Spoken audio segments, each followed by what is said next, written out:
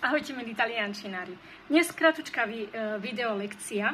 Práve sme skončili s mojou žiačkou, klientkou zaujímavú lekciu taliančiny a jednou témou bolo aj ako vyjadrím v taliančine, keď chcem povedať niekomu ako chceš, urob, ako je po tvojej vôli. V taliančine by som mohla povedať come preferisci, čiže použijem sloveso preferire, čo znamená, týmto slovesom vyjadrím vždy, teda použijem ho vždy vtedy, keď chcem vyjadriť, že niečo uprednostňujem, alebo preferujem, alebo sa mi viacej páči.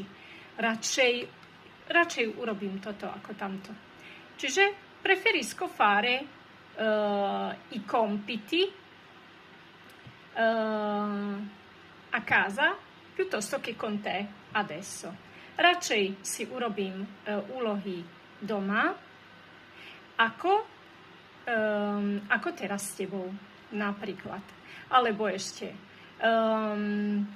môžem sa opýtať niekoho, preferisco, alebo môžem povedať, preferisco prendere gelato. Come preferisci? Radšej si dám zmrzlinu.